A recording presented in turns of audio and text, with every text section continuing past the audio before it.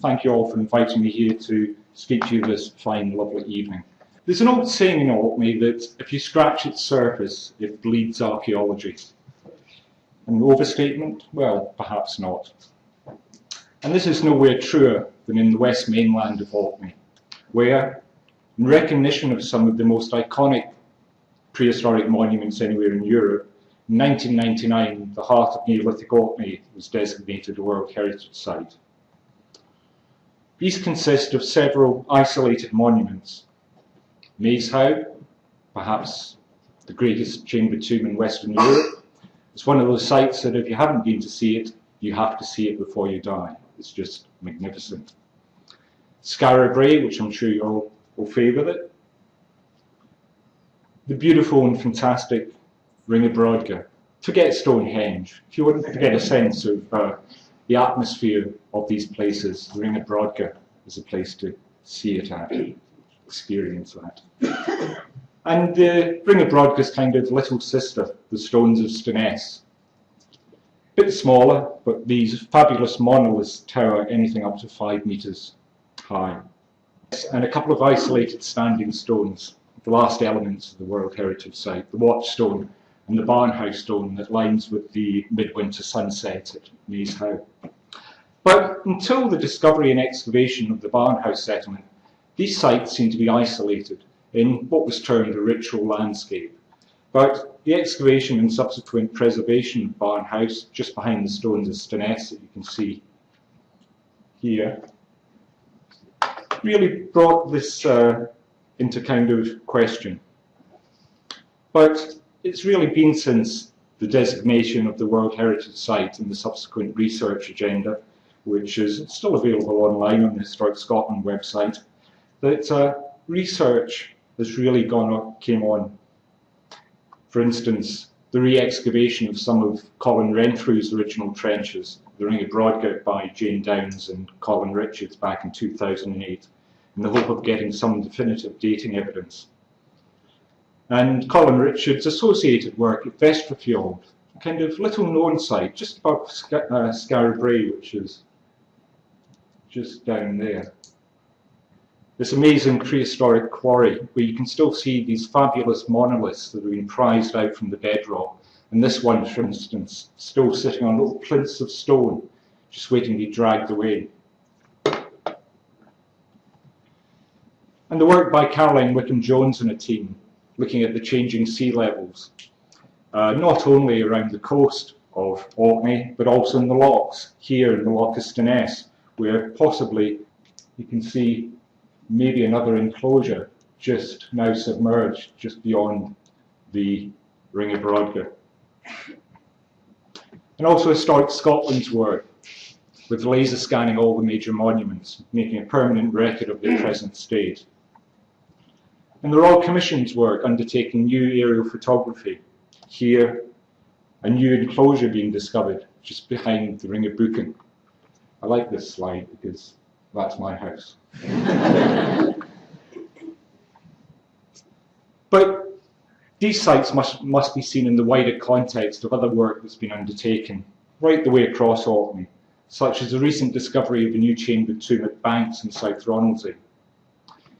The Braes of Harbrek on Wyre, where Dan Lee and Antonia Thomas discovered not only early Neolithic stone-built buildings, but also timber structures. And of course the links in Oatland and Westray, where Ease Archaeology in association with Historic Scotland are working on the links of Oatland and amongst other things, the discovery of the wee Westray wifey. But in 2002, the local Archaeology Trust in association with Orkney College decided to try and put these World Heritage Sites into the wider context. So it was decided to undertake a geophysical program. Well, I'm sure you're all pretty aware of what geophysics is. And to date, we've covered approximately 300 hectares. This is in the process of now being written up, over 10 seasons' work, and should be available in all good bookshops just in time for Christmas. But although we knew that the underlying geology of Orkney was very susceptible to producing good geophysical results, I think the results have just astounded us.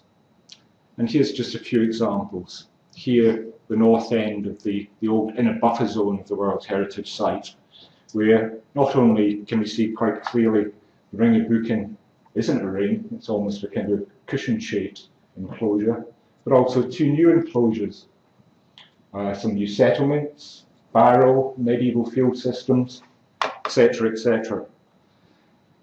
And the area around the Stones of Stenness would appear to be just blank fields, but applied geophysics, and it's slightly fuller of archaeology than we ever imagined. You can dismiss these bright green stripes. These are geological igneous dikes, but just a few examples. Here, for instance, it looks like the Barnhouse settlement was much bigger, just as Colin Richards had suspected, and extends along the shore of the Loch of Harry. And the Stones of Stenness showing up nice and clearly, but also Big Howe, a supposed broadside that was removed in the early 20th century, but as you see, probably quite a lot of it still survives. That's, if it is a broad, we now have a few questions about that site. Watch this space. And Scarab Brae, this area here around Scarab Brae and Scale House, a few new sites to add. Completely unknown Brock site here, Bronze Age houses, Bronze Age barrows, and also Scarab Brae shown to be much larger than is presently on display. But the first couple of fields that were undertaken in the geophysics programme back in 2002 were on the very tip of the Brodgar Peninsula, the Ness of Brodgar.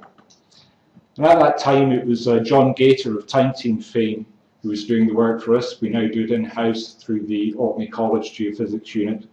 And I think even John was surprised when this lot showed up. Because in amongst this kind of high background reading, you can start to make out rectangular anomalies, linear anomalies, concentric anomalies, or you name it, it's there.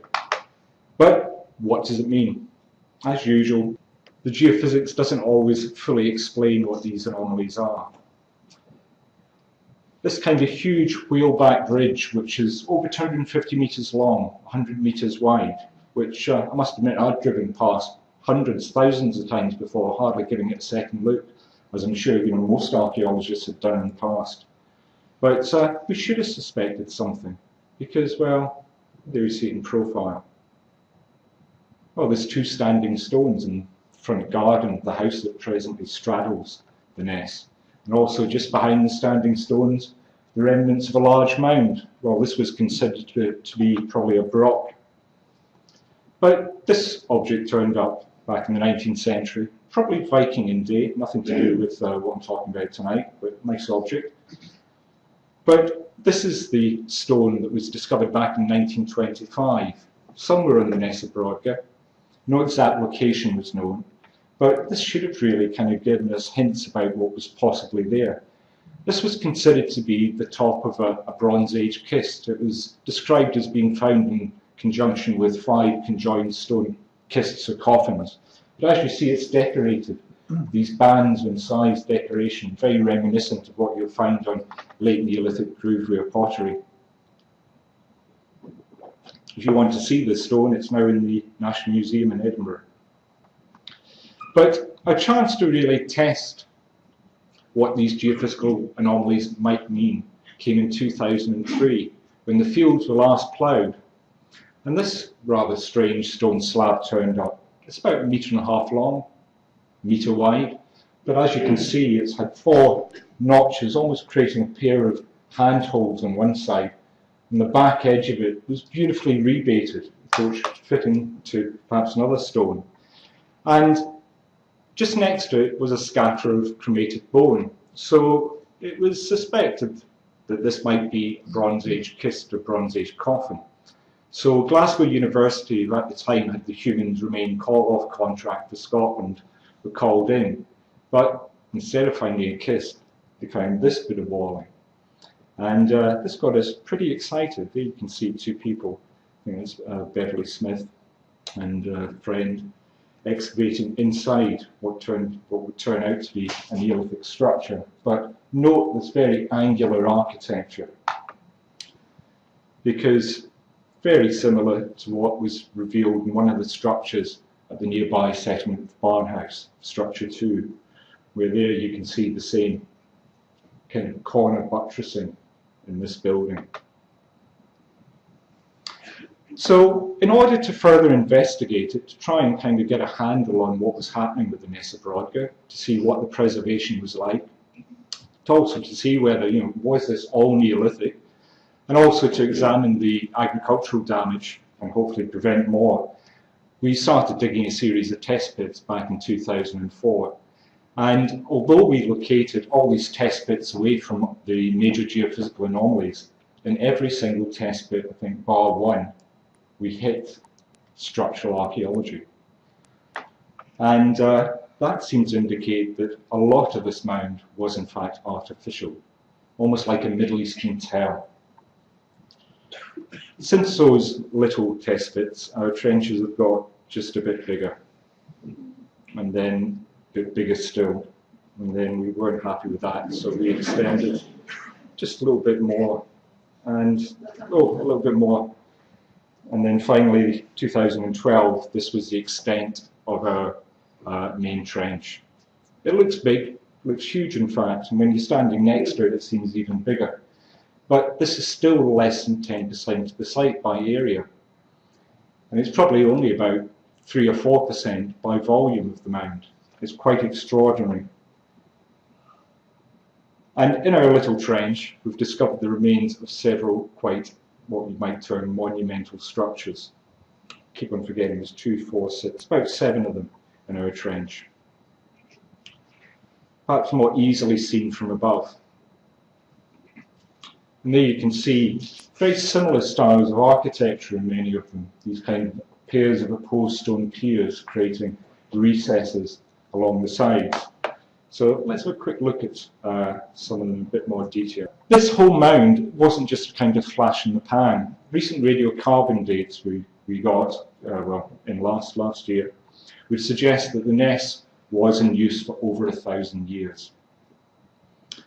And although we are just kind of really touching the top of the iceberg, we do have indications of earlier structures going right the way back into the 4th millennium.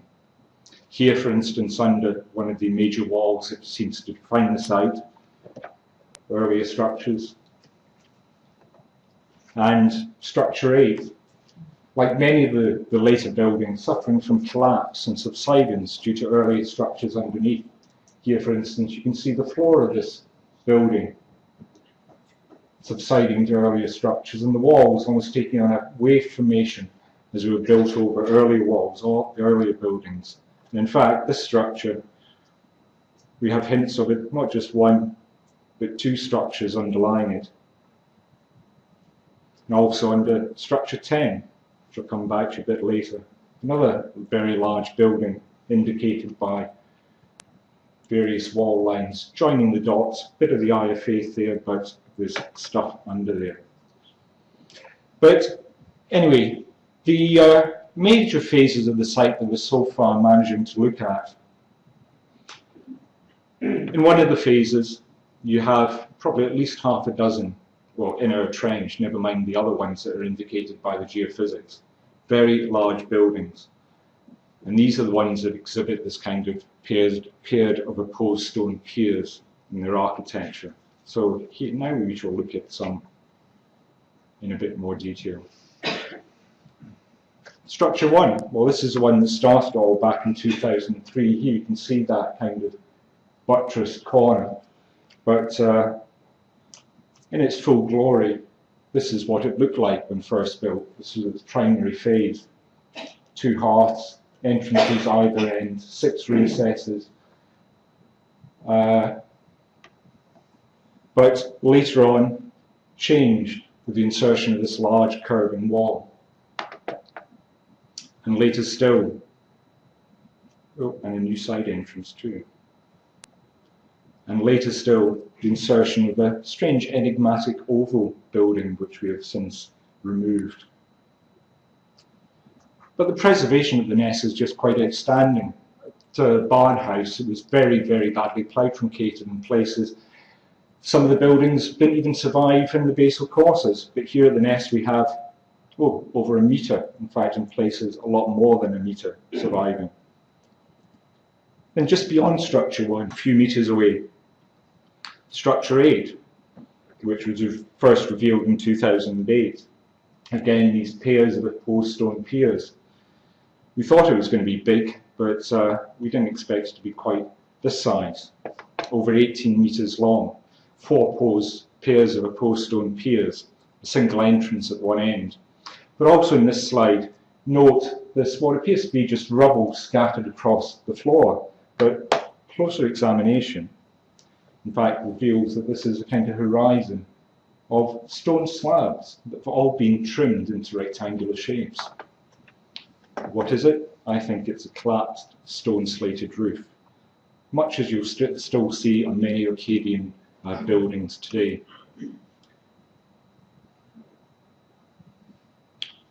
And as we've got down onto the floor deposits in structure 8, we start to get an inkling of how they were laid out.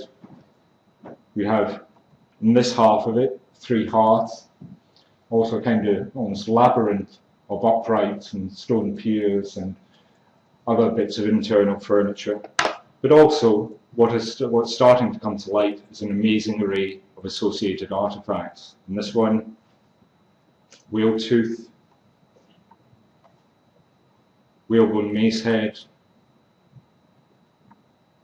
beautifully polished and shaped stone slabs,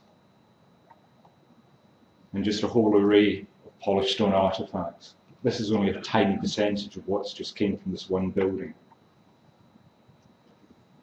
And then just beyond structure 8, another geophysical anomaly, this one here, which seemed to roughly align with structure 8. And we thought maybe in fact this was going to be the other end of structure 8. It would have meant a building over 40 metres long, which might seem a bit excessive, but of the Ness, nothing seems to be done in half.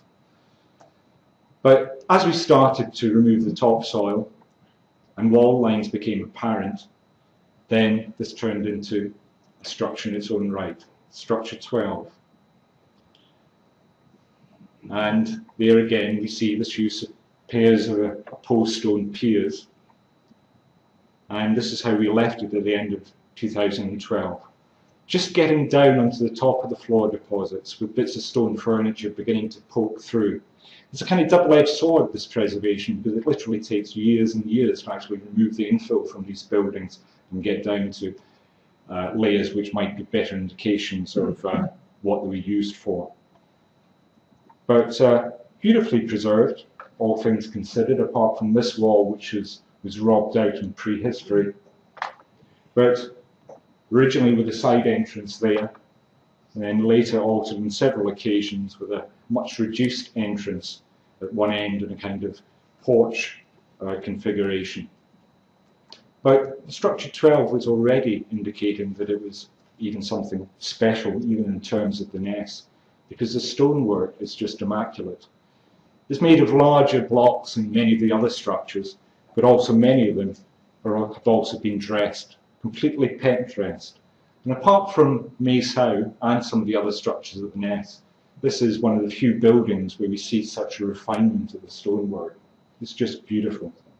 There's a kind of close-up of the ends of one of the piers. You can just about make out all the pet dressing. And then a couple of years ago, the northern corner of the trench, it was a bit neglected, but there was these 2 wall lines which seem to indicate maybe a structure heading off in this orientation. But we got it wrong slightly, because as we removed the infill and the collapse over it, we found that in fact one of the walls was the end wall and the other one turned out to be another one of these piers, complete with a hearth. How long was it? Well, we had to wait and see. But already in the infill of that structure turned up this little object, the so-called Brodgar boy, or Brodgar babe, as some folks say, depending on your inclination. Anthropomorphic in form, shall we say? Definitely got a head, 2 eyes, a neck, and a boy. But then we discovered the other half of it. So the interpretation and suggestions about what it represents have, yes, changed slightly. I quite like the idea of a Neolithic bottle stopper, but yet to be proven. And this little figure just adds to the growing catalogue of Neolithic figurines from Orkney. The Westray wife, the so-called Westray husband, I'm yet to be convinced by that one. And this is also joined now by this little figurine, which I wasn't aware of until recently. This, in fact, turned up from Skara Brae in the 19th century, and unfortunately the figure itself has been lost, but we do have the sketch, almost like a Neolithic snowman, I think.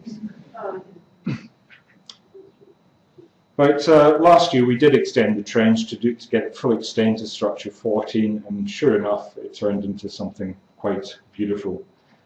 Slightly less well preserved than many of the other structures, with much of this wall being robbed out, but we still could make out, the outline of what it was like originally.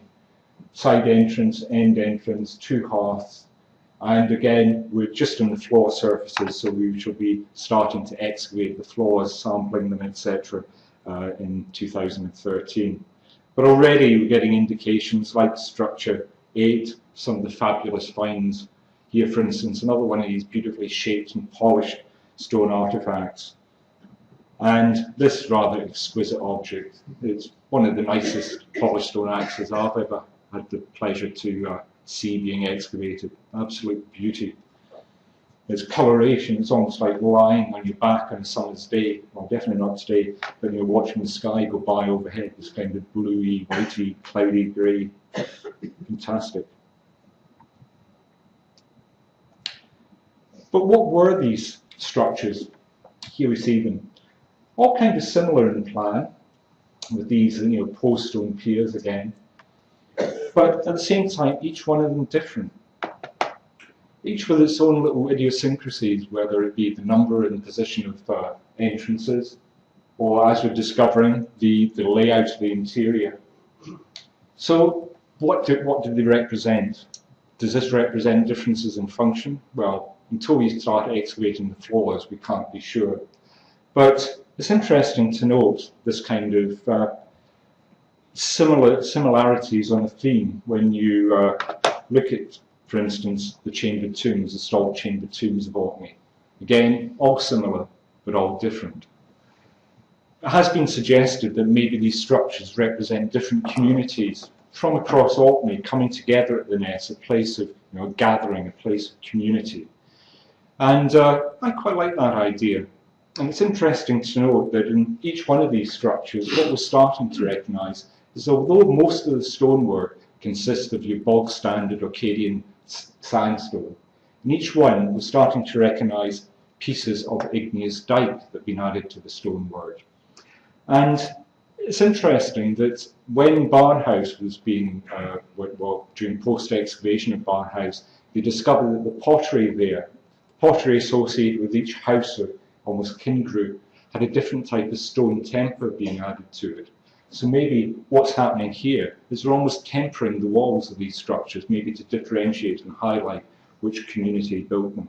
But it's not just the buildings, it's also what they're contained by.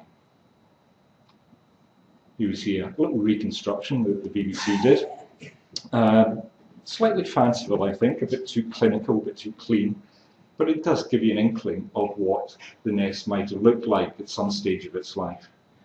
This first came to light back in 2007 when we discovered that the northern edge of the site was bounded by a massive wall.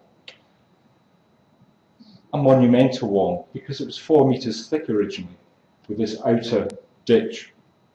But then later on, it had an outer revetment added, increasing its width to over 6 meters.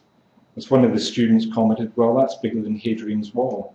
So no mean feat. And through a series of test pits and test trenches, we've now traced that wall all right the way across the peninsula, with it curving round at either end, here and here. And initially we thought really this had something to do with one of the theories of Mike Parker Pearson, who, like the relationship between Stonehenge and Woodhenge, which he saw as, Woodhenge representing the living and Stonehenge representing the dead, he too saw that maybe the Stones of Stenness represented the land of the living in Orkney, and the Ring of Brodgar represented the land of the dead, the land of the spirits, where the ancestors went to reside. Because here, what you appear to have was that you had the nest wall here to contain the Ring of Brodgar, but on the other side of it, the so-called Dyke of Sean, which is a strange monument, more easily seen in this fantastic photograph taken by the Royal Commission. But you can see it kind of snaking its way right the way across the peninsula. And this was always considered, until recently, as being probably a medieval parish boundary. In fact, the modern parish boundary is based on the position of this dyke. But then, a couple of years ago, some cattle very kindly dug a little hole in it for us. And what it showed was that this wasn't just an earthen boundary dyke, but in fact had huge blocks of stone incorporated to it. In fact, it's got a kind of step foundation there, just as we see in many Neolithic structures in Orkney.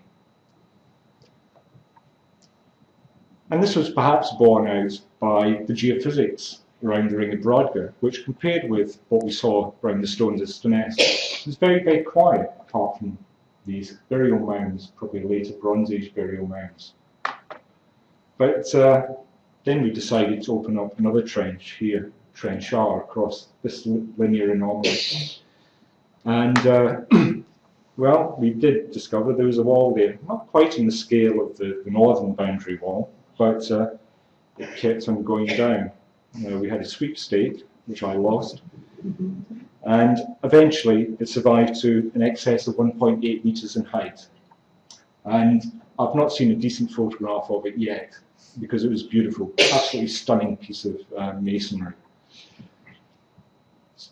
So what we envisage is that, in fact, these two parallel bits of walling probably curved round to create this stone enclosure. Yet to be proven stratigraphically, but I think it's a reasonable assumption. And this seems to be confirmed by refinement in the geophysics that we did a couple of years ago, where we now have this wall definitely curving around here, and this one curving around here. We have the definite wall at this other end curving around. So, yeah, less dots to join up. But these amazing structures that we've seen so far were kind of dwarfed by what came next. Because when some of them, not all of them, had gone out of use, Structure 10 was built. It's of a different scale, different type of monumentality. First showed up in the geophysics as this quite large rectangular anomaly, and in fact we thought that the geophysicists had got it wrong. Look at the Neolithic building that size. But when we stripped off the topsoil, sure enough, there was something very big underneath. Here you can see a digger for scale. Something, yeah. But the following year, when we started to try and follow these wall lines, define it better, we got a bit lost because a lot of the walls just didn't seem to be there. You can see a couple of the kind of sondages here and here that we put down. But luckily, in fact, what we found was that these walls had been robbed out in prehistory. And we were left with beautifully vertical robber cuts where the original wall faces had been. Here we see a digger just to scale. And this is the original outer wall face here. This is part of the wall core. And then there's a kind of midden wall core here. And then there's another 2 meters of wall beyond that. And a kind of paved area that runs all the way around Structure 10. A bit more clearly seen in plan. This kind of pathway that encircles Structure 10. But what did these walls enclose? Well, it wasn't clear again to begin with. A lot of rubble, a lot of layers of midden and infill to remove. But as we went down, it did start to become clearer. And lo and behold, what it turned out to be was a kind of cruciform-shaped central chamber. Quite small in comparison with the overall scale of the building, but immediately brought to mind the central chamber at Maeshowe, very similar in size. And just as at Maeshowe, where there's been standing stones incorporated not only into the kind of corner buttresses that you see, but also probably it's been thought that maybe the massive stone slabs that make up the entrance chamber is part of a dismantled stone circle. So too at the Ness in structure 10 do we have standing stones incorporated into the build.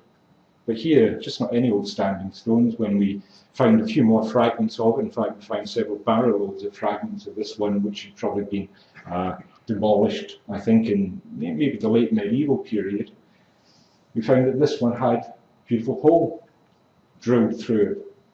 And this just wasn't any old stone, this was camptonite, very hard igneous material, but a beautiful hourglass shaped hole. And indications from this other piece of stone, another standing stone with a similar hourglass shaped hole running through it.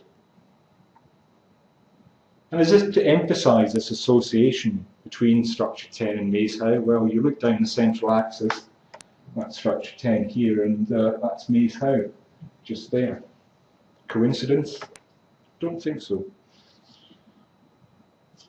And yet, when you look at what we've found in structure 10, it's not funerary, as most people suspect Maeshowe to be. Because, well, structure 10 has a large central hearth, and also, opposite the its entrance, one of these beautiful stone dresses, just as you see in Maeshowe, Scarborough even. But the dresser in structure 10, well, the first one we discovered, was quite exquisitely put together. Beautifully dressed sandstone, red sandstone pillar forming its central support. And this is one of the side supports, which has again been peck dressed and almost kind of like some of the Neolithic art you see in the Boyne Valley, the peck dressing defining geometric shapes on the side slab. And also this cup and ring mark that came from just behind where this dresser was revealed. But since then, since the discovery of that one dresser, in fact, we've done a bit of reinterpretation. Note these, what we term benches here. Well, in fact, they've turned out to be more dressers. In fact, there's 4 dressers in structure 10, one in each wall, one in each cardinal point of the compass.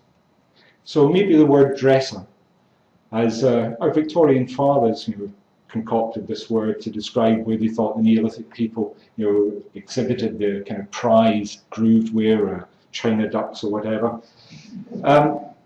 maybe needs to be rethought.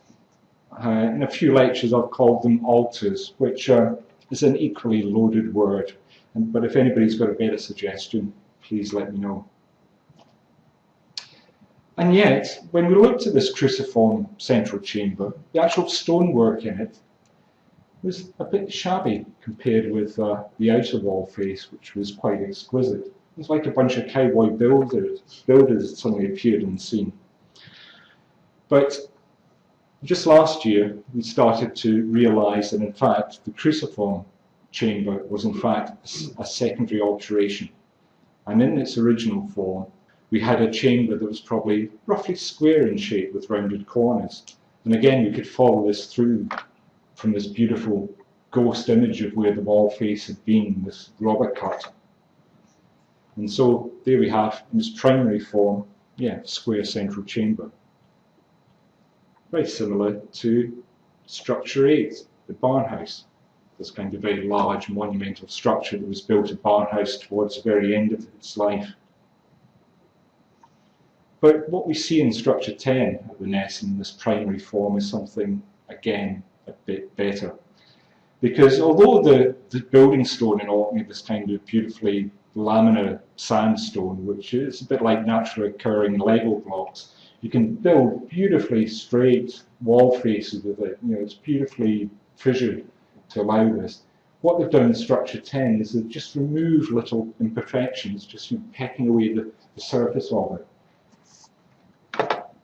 And also the extensive use, like structure 12, of peg dressed stone. You see the top one here, with this kind of raised panels left to create this kind of cruciform shape. And also more dressed sandstone, not only red, but this one is in fact, when it rains, an actually bright yellow. Bring to mind, you know, the famous St Magnus Cathedral in Kirkwood, which incorporates the same red and yellow sandstone to great effect several millennia later. But it's not just the use of red and yellow sandstone, but also the extensive use of decorated stone. Here, mainly from structure 10, lots and lots of cut marks. But also art of every description from right the way across the site. We now have a catalogue of over 350 examples, ranging from quite beautifully incised, this is part of a probably much larger chevron pattern, to much more. And there's another example. Everybody see that? Just about, well, that's what's there. Each one of these little bands is about 1 centimetre across. But it's not just the art, art used in its kind of loosest term. It's not just the carvings in the stone, but also, as we've discovered, the use of colour.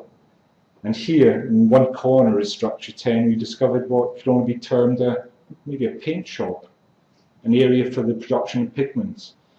On one stone, some red ochre, another one yellow ochre, little dish stones where this pigment can ground up, a little saddle quern, where again some of this pigment being ground. And we see it not only in the walls of the structures, like here, this is part of a kind of probably a kind of banded chevron design, but also here just a single stripe of colour on this slab, possibly produced from this very nodule of hematite, type of iron ore found in Hoy. But the colour also appears in the pottery. We have a huge array of grooved ware ceramics from the Ness. I think it's probably going to turn out to be, you know, the largest selection of decorative techniques anywhere in Orkney. And maybe again this might support the idea of, you know, different communities coming together at the Ness. But we also have painted ceramics, and the use of different coloured clays, which changed the usual image of grooved ware from this to perhaps something like this. These are all based on evidence from the Ness. A bit more psychedelic, man, somebody said to me. So we have huge buildings, we have enclosures, we have painted walls, etc., but also an amazing selection of artefacts to go with this. Polished stone axes, not quite by the dozen, but I think there is about 2 dozen so far. Mace heads, pitch stone coming up from the west coast of Orkney, complemented by lots of flint. In fact, the majority of the flint assemblage from the Ness seems to be coming up from the east coast of Britain. So you put it all together and you think, well, what was the Ness? What was this huge whaleback ridge 5,000 years ago? Well, lots of different theories. Temple precinct, pilgrimage site, tribal meeting place, you name it. These are the more kind of reasonable interpretations. It's also been suggested an abattoir, a hospital, a brothel, you name it, it's been suggested. But maybe the Ness was all these things. Remember, it was in use for over 1,000 years. And maybe through that 1,000 years, just as Neolithic society developed, so too did the Ness. But maybe at some stage of its life, it was even kind of outshone what to our eyes seemed to be the kind of preeminent, most prominent features in the landscape, the great henge monuments. But just as this picture shows from 1855, where the Ness Mound is a much more prominent feature in the landscape, maybe 5,000 years ago, it was even more so. And yet, round about 2300 BC, the Ness comes to an end. The powers that have not only created and maintained this, but kept it going for perhaps a millennium, seem to have been eclipsed. There was a major change, because the buildings were infilled with layers of midden and rubble, and some of them, I think, deliberately demolished. But one of the most intriguing aspects of this kind of the final throes of the grooved ware phenomenon at the Ness comes from this pathway surrounding structure 10, because the top levels of that were infilled with a bone deposit. Not just any old bone deposit, but a bone deposit that consists almost of 90% cattle bone. And of that cattle bone, about 90% of that is just cattle tibia. Well, this is Dr. Ingrid Mainland from the University of Highlands and Islands, who's one of the foremost authorities in faunal remains, prehistoric faunal remains. And we did an experiment on just 1 square metre of this bone deposit. And we recorded it through laser scanning, photo montages, etc., etc. We threw every technique at it so we can hopefully, rebuild how this was deposited. And just in this 1 square metre, Ingrid said, well, there's at least 40 cattle represented here. You multiply that up by the length of the surrounding pathway, and you are looking at hundreds of cattle. And as Ingrid pointed out to me, she came from Orkney, and her grandfather was quite a wealthy farmer in the island of Rousey, and he had 6 cows. So whatever was going on here, is it the final massive decommissioning feast for the Ness? Time will tell, we hope. But not quite the end of the Ness, because after these major structures were infilled and removed from sight, almost erased from the folk memory, we still have activity at the Ness. Little ephemeral bits of walling, and also, much smaller, less grand structures. But still, not a hint of bronze anywhere. No Bronze Age pottery, still grooved ware being used. But it's almost like a degenerative form of grooved ware. It's like they're still going through the motions, but the heart has kind of been lost.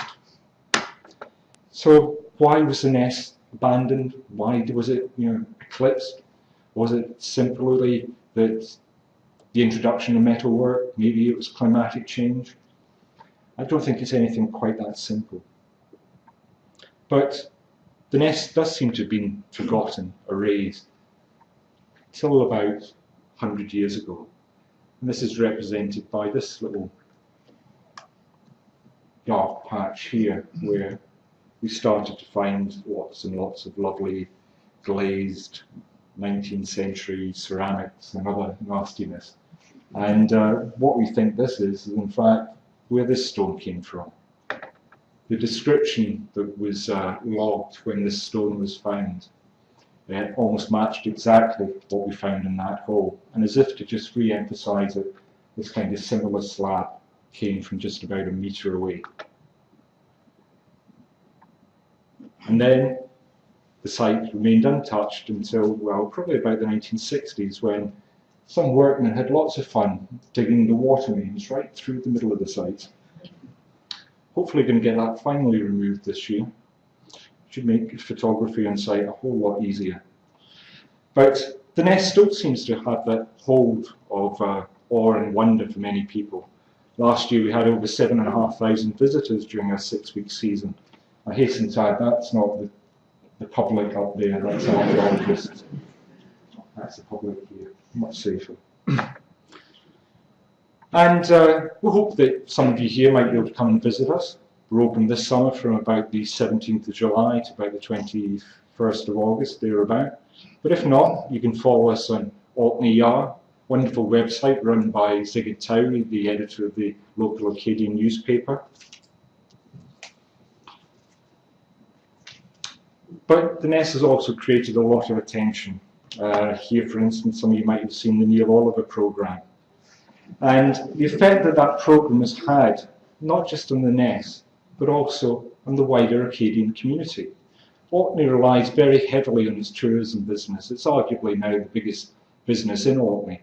And the Visit Orkney website, after the programme went out, experienced 200% increase in inquiries.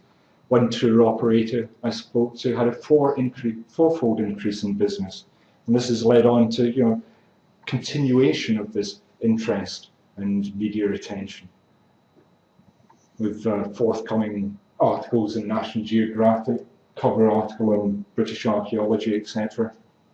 So all good, not just for the archaeology, but also for Orkney as a whole. And also being utilised in many ways. Here is an illustration of Structure 10 by Alex Leonard, a well-known Acadian cartoonist who's now going to be using the Ness as a basis for a new book he's writing. But we also attract students and volunteers from all around the globe. This is only part of our team from last year. Huge, wonderful bunch who put up with the beautiful Acadian weather. But also we run the Excavation Club, hopefully bringing on the next generation of archaeologists. We had one family who came from Hong Kong, so the kids could partake in the Ness Excavation Club, which is jointly run between the Historic Scotland Rangers and the dig itself. And also the involvement of schools. Hopefully this is the next generation of farmers in Orkney, well, some of them probably are. And this is when they were asked, who wants to be an archaeologist then? All of them, apart from that little girl, who just happens to be one of my daughters. But anyway, what for the future? The Ness will continue to fascinate and amaze us, I'm sure, for many years, if not generations to come. It's one of those sites that, if you wanted to excavate the whole thing, well, it'd be several lifetimes' work. It will definitely be my swan song, but it keeps on throwing up little questions, like the refinement of the geophysics revealed this enclosure, just our major trench is just about here. What that is, I probably won't find out, but maybe some of our children will. Thank you. The Ness would not be able without the help of many, many institutions and individuals from everywhere, and if you want to help, please do donate through the Orkney Archaeology Society webpage. Thank you.